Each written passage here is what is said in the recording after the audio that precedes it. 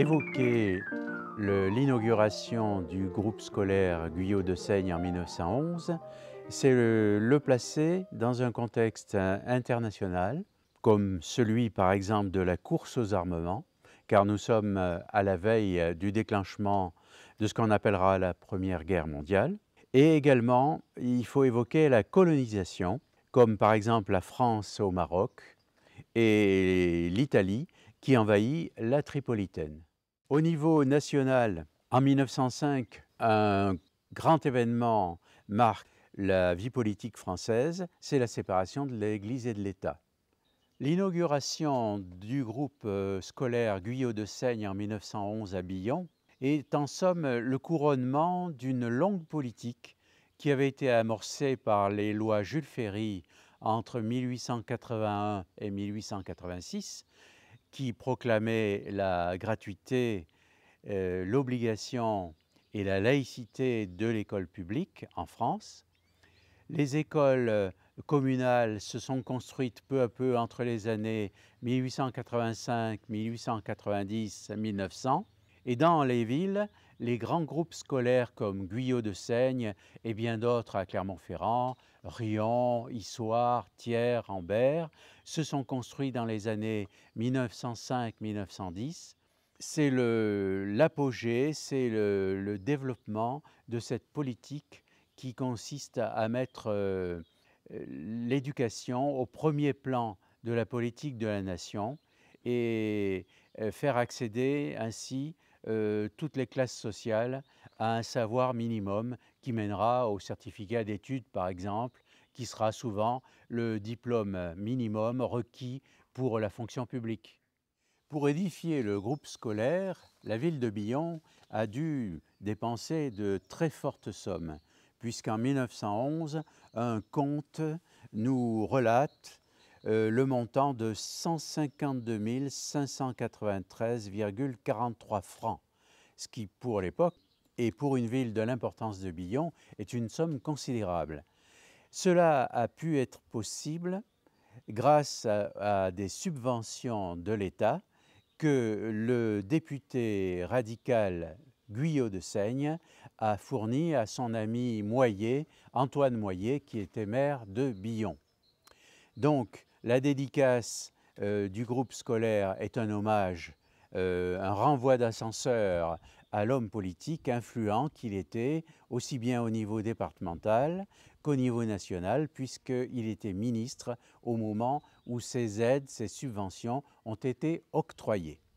Quand on voit le groupe scolaire flambant neuf en 1911 de Guyot de Seigne, avec ses belles fenêtres, son aération, on peut se dire que les jeunes Billomois de l'époque avaient une grande chance par rapport à leurs prédécesseurs qui souvent quittaient l'école à 8 ou 11 ans pour aller garder les vaches et avoir, comme on disait à l'époque, le certificat d'études au cul des vaches.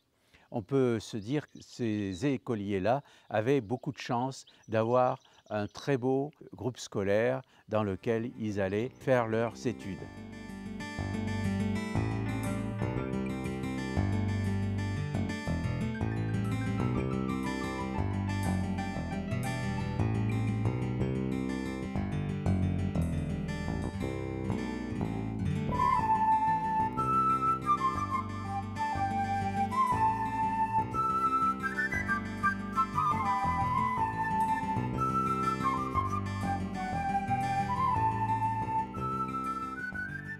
J'étais à l'école primaire ici de 52, c'est-à-dire au CP, jusqu'en 61 en troisième, parce que ça faisait collège aussi à l'époque, ici. Ah ben à l'époque, il y avait un mur, on était bien séparés. Hein. Je ne sais pas pourquoi, mais enfin, c'était comme ça. Il y avait le mur là-bas, les garçons là, les filles là-bas. Alors bon, là-bas on s'amusait, là, ici, au ballon, au foot, suivant les périodes. Hein.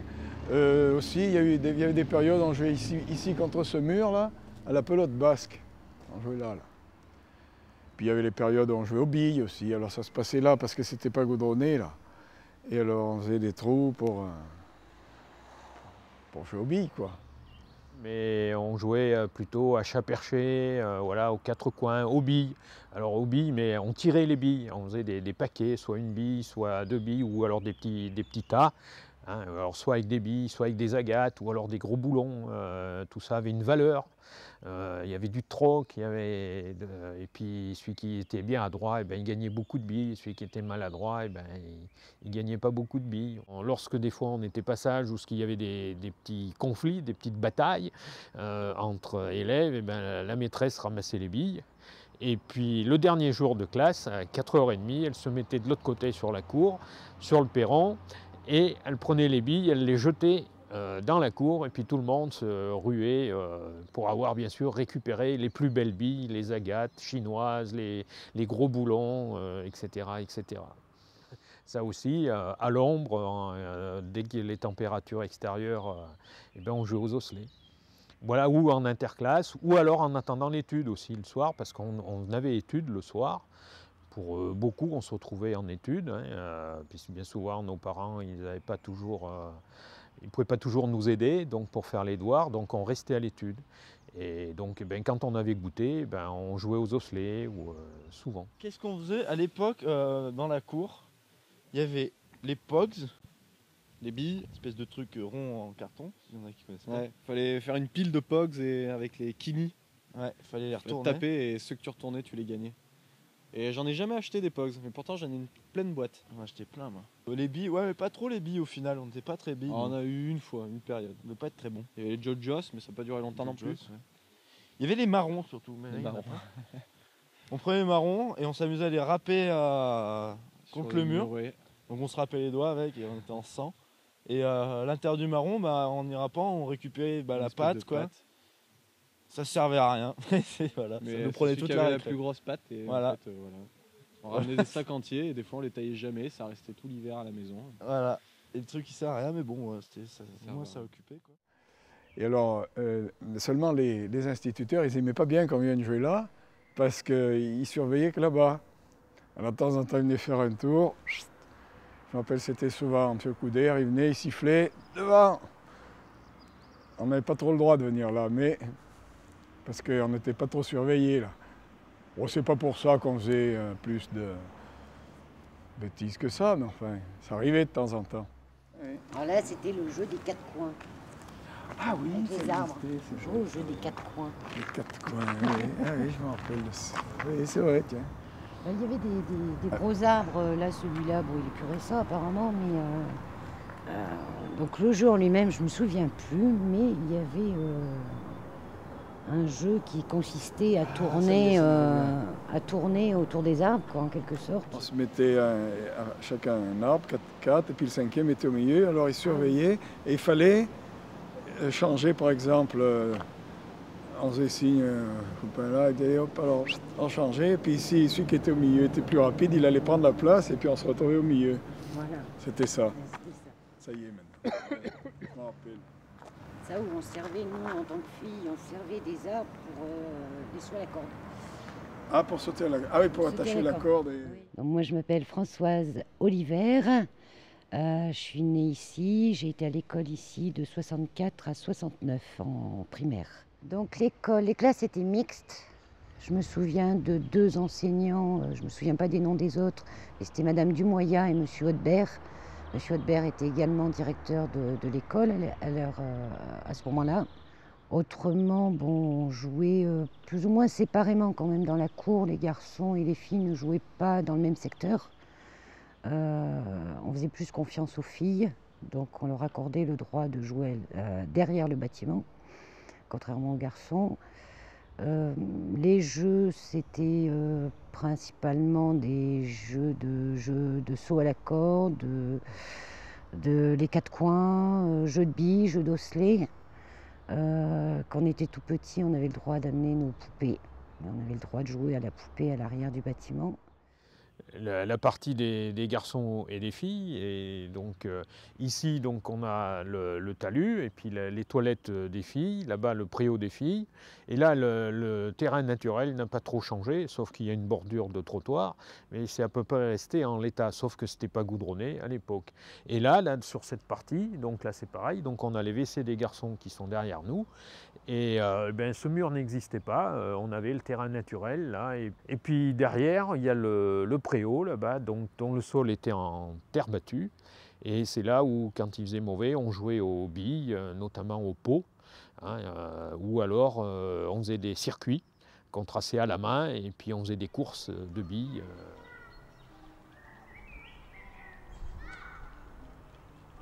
Il y avait certains élèves qui habitaient autour de Billon, certains pas très loin, Montmorin, Issertot, Église-Neuve, tout ça, qui ne rentraient pas chez eux. Ils étaient pensionnaires ici pour la semaine.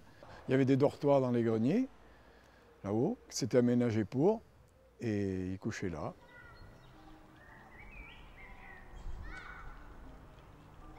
Monsieur Aldon, vous avez été à l'école qu'on appelait le Clos Bijou. L'école Bijou, oui. Est-ce que vous pouvez nous dire quand déjà vous êtes arrivé au Clos Bijou? Je suis arrivé au Clos Bijou donc en 1955. Voilà, et j'y suis resté au Clos Bijou même jusqu'à 63. Ensuite, j'ai occupé l'école militaire. Voilà. Et comment vous avez été accueilli quand vous êtes arrivé à Billon? Très gentiment. On m'avait mis un peu en garde contre, pas contre, enfin, on m'avait dit fais attention, monsieur Dichand, qui était maire à l'époque, et qui résidait là-bas dans l'enceinte du Clos Bijou, qui est ensuite devenu une cantine. Alors, on m'avait dit, c'était madame Trouillet, qui était ma collègue, là, m'avait dit, il ne faut pas déranger monsieur Dichand comme ça, hein, parce que... Et pourtant, nous y sommes allés et nous avons été très bien reçus par M. Dichand, qui au contraire a été content que nous venions nous présenter à lui. En équipe pédagogique, en ce qui concerne le cours complémentaire devenu CEG, il y avait M. Rigoulet qui faisait mathématiques-sciences. Il y avait M. Prioret qui faisait l'anglais, qui est devenu ensuite inspecteur, il était inspecteur à Aubusson. Et son épouse faisait le français, histoire-géographie, une partie d'histoire-géographie, parce que moi-même, j'avais quand même 18 heures de cours, malgré la direction, 18 heures de cours. Et je faisais histoire-géographie en 6e, 5e, 4e et français en 4e et 3e. Le cours complémentaire, il existait encore, oui. Mais enfin, il a pris l'appellation de CEG, je ne me rappelle plus, c'est en 60 que ça a pris l'appellation CEG. Ah ben, M. Aldon, moi j'ai très bien connu, moi. De la 6e à la 3e, on l'a toujours eu comme prof. Alors, il nous faisait l'histoire, le français, surtout, oui, c'est ça qu'il faisait, lui. Et je me souviens d'ailleurs que en français, il était intéressant. Puis alors en histoire, c'était très intéressant, ces cours. On ne savait pour ainsi dire pas du livre. C'était lui, il nous racontait, il nous expliquait.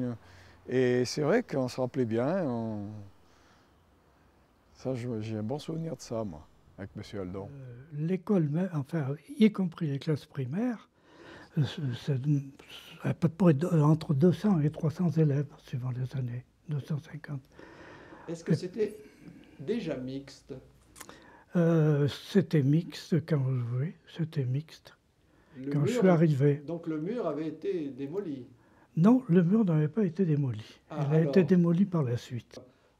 Je sais qu'il y avait au bout une espèce de fontaine qui servait éventuellement de tribune quand on faisait une fête et on mettait on mettait les micros là-dessus pour se faire voir et entendre. Il y avait une fontaine donc, dans l'enceinte de l'école?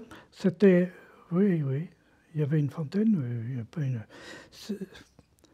C'était plus exactement comme une sorte de citerne, si vous voulez, qui était au bout de la séparation du mur qui séparait les garçons et les filles.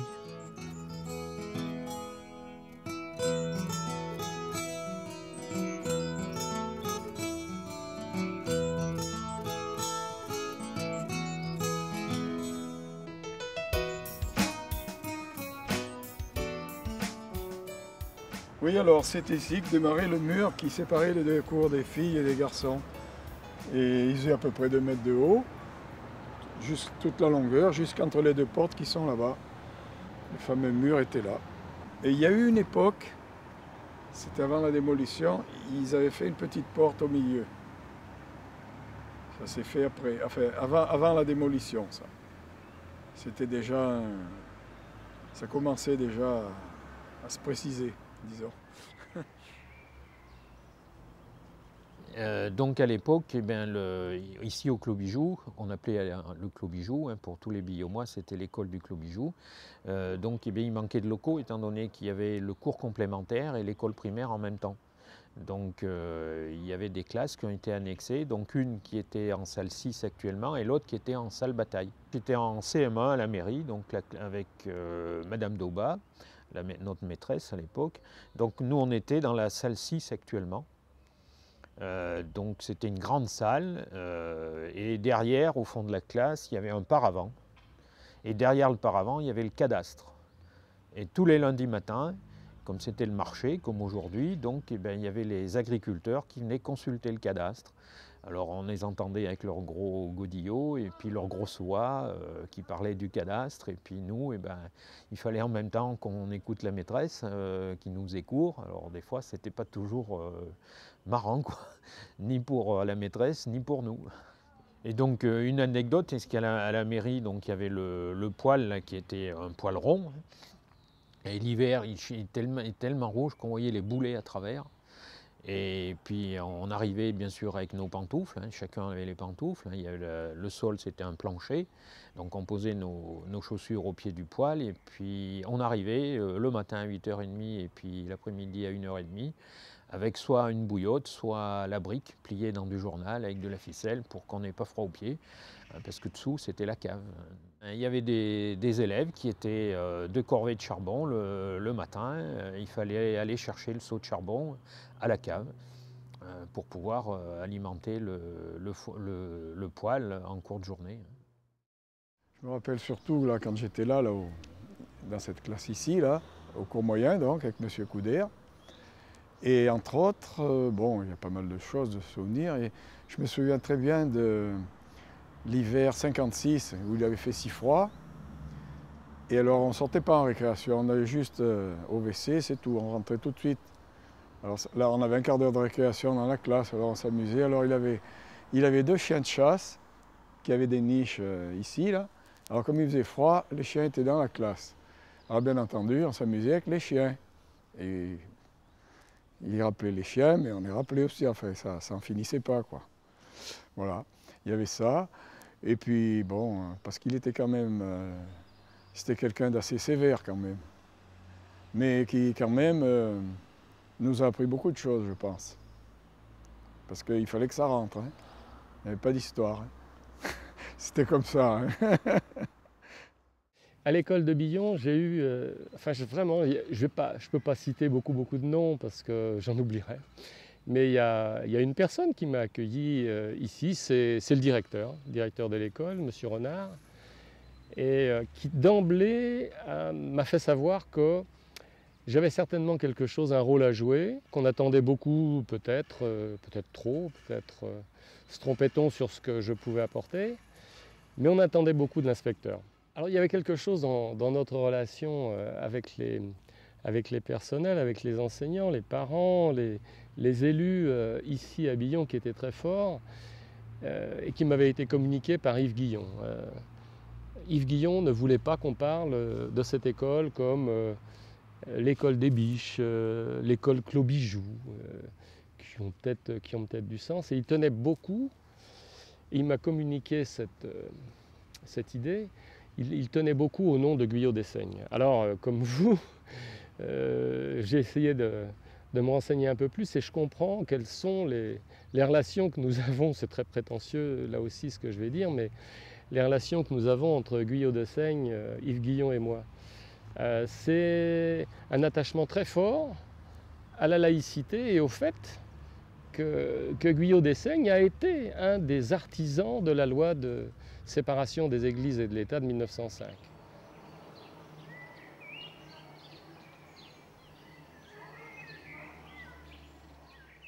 Ce bâtiment qui est actuellement occupé par les classes de CP et de CE1, donc à l'époque n'existait pas. Il a été construit en cours de ma scolarité et en fin de ma scolarité, il était occupé par les filles. Donc c'était les filles qui avaient classe dedans.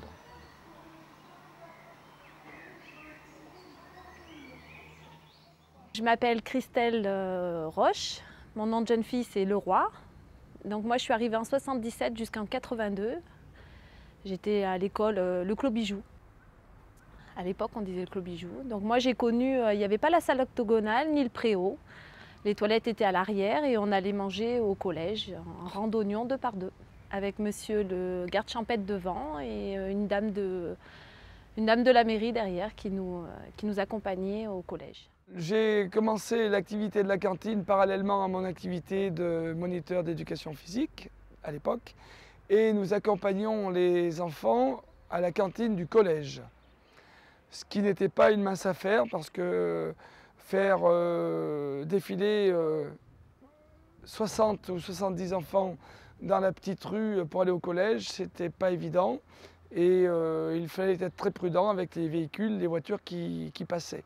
Ben à l'époque, quand j'étais en primaire, il ne devait pas y avoir de cantine. Enfin, il n'y en avait pas, ni même pour le collège. Mais après, il y a eu une cantine. Alors les dates, je me souviens pas. Enfin, il y a les pensionnaires qui étaient au collège, donc ici, mangeaient au début dans un restaurant en bas là-bas, où il y a actuellement le potier là. Ou à côté, non, où il y a la pharmacie Begon, c'est ça. C'était là, c'était chez Salvi. Alors, mais ils n'étaient pas très nombreux, ils étaient peut-être une dizaine, une quinzaine, je ne sais pas. Ils descendaient à midi, mangeaient là-bas et remontaient là après. Et il y avait, ouais, je suis en train de penser, la cantine. Ça, c'était trop bien. Ah, Tu n'y étais pas, toi? Non. Et ben, La cantine, j'y étais pas. C'était trop cool.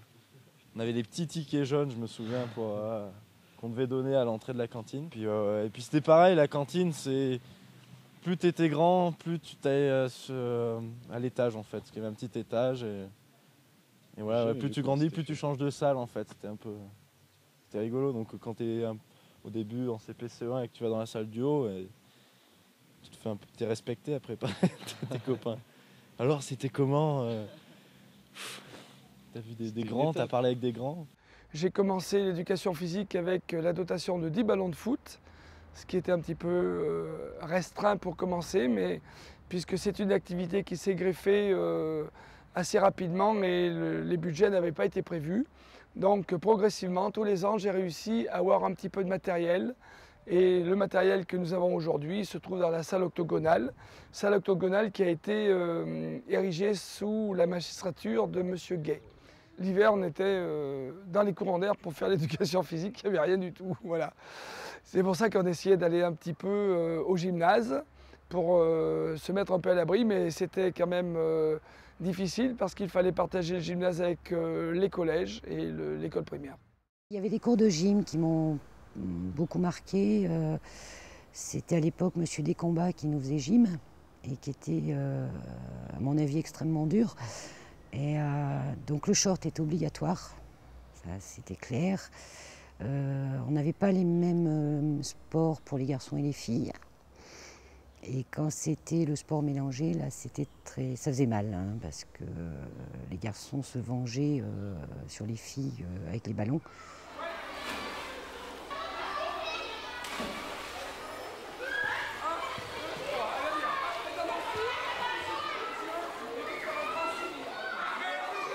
À mon époque, moi, j'ai pas eu la chance de connaître Jean-Louis et de faire du sport avec lui. Et nous, c'était les instituteurs qui pouvaient nous faire sport. Monsieur Fouillou nous faisait faire du sport. mais pas tous les professeurs, enfin pas tous les instituteurs. Il y avait Jean-Louis, notre prof de gym. Et on faisait des tours. Ouais, de piscine et de gym. Et je me rappelle que les filles, elles devaient faire moins de tours que les garçons. Pour le cross. Et ça, c'est pas cool, je tiens à le dire. Ils voulaient parité, ben on l'a pas eu nous. Hein. Ouais. Alors le préau, avant la salle octogonale, commençait tout de suite à la suite de la classe au rideau jaune, là. Et il allait dans le prolongement en direction de la classe de Madame Gendre. Et il y avait les WC qui se situaient à peu près au niveau de la classe de Madame Gendre. Et après, il n'y avait plus rien. Alors en haut, dans la cour du haut, on jouait dans les buissons et c'était des lauriers. Et on faisait des cabanes, on jouait avec les garçons, on jouait à trappe-trappe, on jouait avec les orties, on jouait à se piquer. Et dans la cour du bas, on jouait beaucoup à la marelle, à la corde à sauter, à l'élastique. Et les garçons jouaient au foot. Et nous, les filles, on jouait plutôt à des jeux dites filles. Oui, ben, où il y a les bâtiments modernes, là, enfin les bâtiments provisoires, là, il y avait autrefois un chalet, on appelait ça le chalet. Il y avait une partie en bois et ça servait de classe. Et une époque même, ça servait quand on était puni le jeudi, c'était là-bas que ça se passait. Voilà, entre autres. Mais ça ne servait pas qu'à ça. Alors ici, ben, c'était une salle qui servait un peu à toutes les classes. C'était la salle de sciences qui servait pour les expériences de chimie, physique et autres. Histoire naturelle aussi. C'était une salle où venaient un peu toutes les classes. On appelait ça la salle des sciences. Voilà. Ben, ça rentrait là et là, mais ça faisait la même pièce. Elle n'était pas séparée, la pièce. Non, je me rappelle, elle était vaste. Donc c'était le petit-fils de celui qui a fait les travaux qui me disait que son grand-père avait dû construire un mur de séparation à l'intérieur de la salle de sciences, justement pour séparer les garçons des filles. Mais à quelle époque? Mais ça doit être encore bien avant. Voilà. Ça doit être beaucoup bien avant, parce que moi je ne me souviens pas d'une séparation. Je me souviens que la pièce vaste. Voilà. Il y avait le mur ici, et puis après on rentrait là ou là, enfin suivant le truc. Et tout a été adapté, c'est-à-dire que des locaux comme ceux-là, vous pouvez aller voir à Vassel, vous ne pouvez pas. Je veux dire, c'est des baraques qui ont été faites dans les années 60. Pour faire quelque chose avec ça, c'était autrement coton. Alors qu'avec ces bâtiments solides, il y avait une possibilité d'adaptation malgré tout, tout en gardant ce caractère d'une école solide qui avait du sens et qu'on doit conserver. En termes d'architecture, mais pas seulement en termes d'architecture, en termes de projets, d'école citoyenne. Enfin, je crois qu'on fait dire trop souvent aux parents, à la société civile, on leur fait dire que ce qu'il faut, c'est que l'école prépare à un bon métier. Et on l'oppose à la formation du citoyen. Alors moi, je pense que si on arrive dès l'école maternelle, école élémentaire, collège, lycée, formation professionnelle, à former des citoyens, ce n'est pas contradictoire avec l'idée de former des personnes qui pourront être dans le monde du travail. Mais ça suppose qu'on ait une vraie école citoyenne qui accueille tout le monde. Notre slogan, ça a toujours été l'école publique, l'école de la République, l'école laïque, c'est l'école de tous et de chacun. On rajoute de tous et de chacun. On avait la chance à Guyot-Dessaigne d'avoir une classe spéciale. On y accueille, je suppose toujours, des enfants en situation de handicap. On y a accueilli, et avec le collège ensuite, dans la continuité des enfants du voyage. Et ça, ce sont des choses, en adaptant malgré tout, on ne peut pas faire comme si ils venaient de milieux dans lesquels l'école représentait d'emblée quelque chose qui avait du sens. Donc il a fallu le construire et les enseignants y participaient à cette construction citoyenne. Et ça n'empêche pas d'apprendre à lire, à écrire, à compter, à développer son sens artistique. Et si on confie tout ça, le sens artistique, le développement des arts plastiques, la musique, le sport, à d'autres qu'à l'école publique, dans peu de temps, ça sera confié aux parents et les parents devront payer pour l'éveil et l'éducation artistique, sportive, esthétique, etc. Donc il y a vraiment, moi je crois au-delà de ce bâtiment qui est derrière nous, il y a à la fois des fondations qui sont de quelque chose qui n'est pas terminé et qui qui est toujours valable, c'est-à-dire une école solide, sûre d'elle-même, avec des enseignants solides et sûrs de ce qu'ils ont à faire. Et j'aimerais bien pouvoir continuer, communiquer cette idée qu'ils ont encore beaucoup à faire pour tous les petits-enfants de Billon.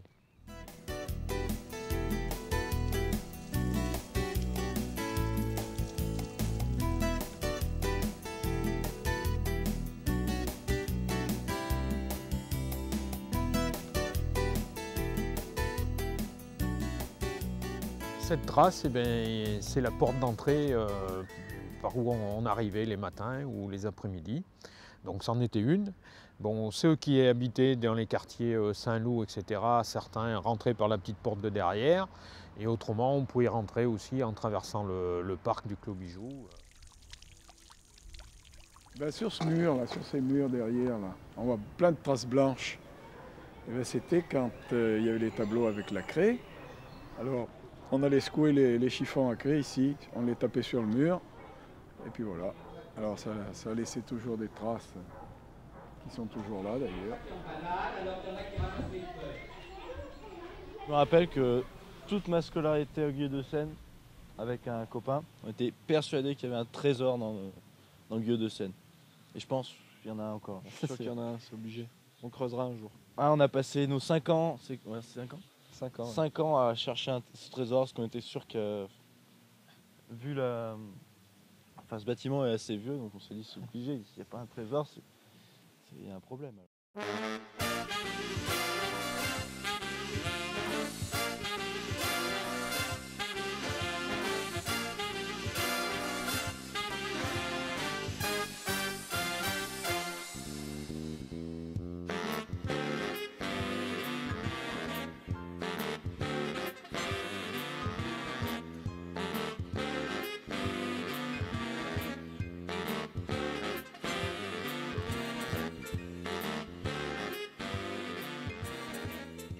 Ah ben, chaque année, au mois de décembre, là, il y avait le théâtre qui se passait à la mairie.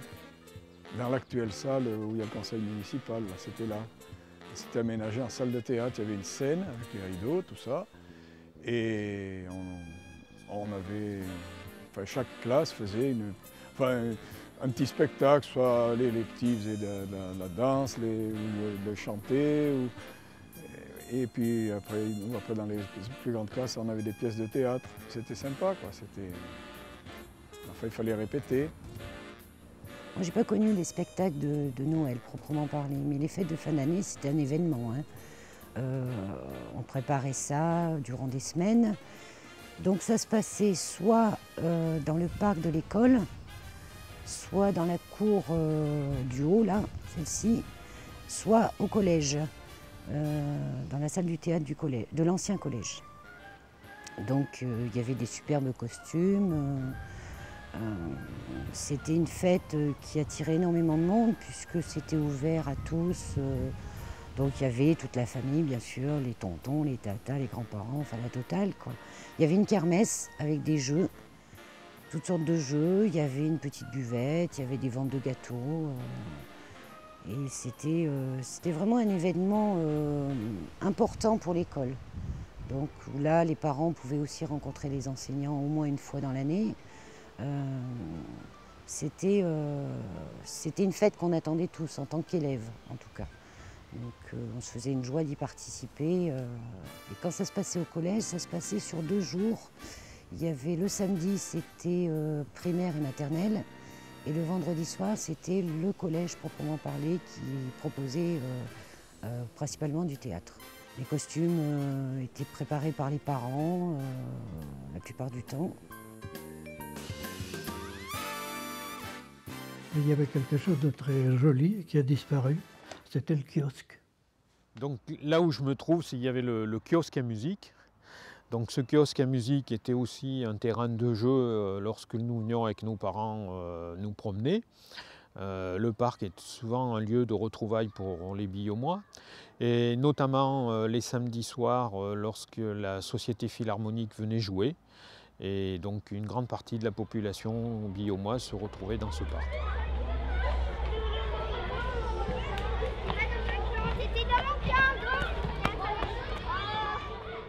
Ce bâtiment est un beau bâtiment qui a une belle structure architecturale, qui a bien vieilli, et parce qu'il a été bien conçu à l'époque. Pour moi, en tant qu'ancien élève, c'est un très beau projet où on se réapproprie le bâtiment. Tout entier, hein, puisque là même les appartements vont être réinvestis pour faire des salles de classe, et donc ça c'est une bonne réappropriation du bâtiment, et aussi une réappropriation par les élèves de tous les espaces extérieurs, c'est-à-dire que ça revient un peu à notre époque où on avait pratiquement accès à tous les extérieurs, et au cours de ces dernières années, au contraire, les espaces extérieurs pour des raisons de sécurité, etc., c'était restreint, et là c'est une réappropriation par les élèves de l'ensemble, et notamment l'arrière qui aura un côté paysager, jardin, etc., qui me semble intéressant pour les élèves.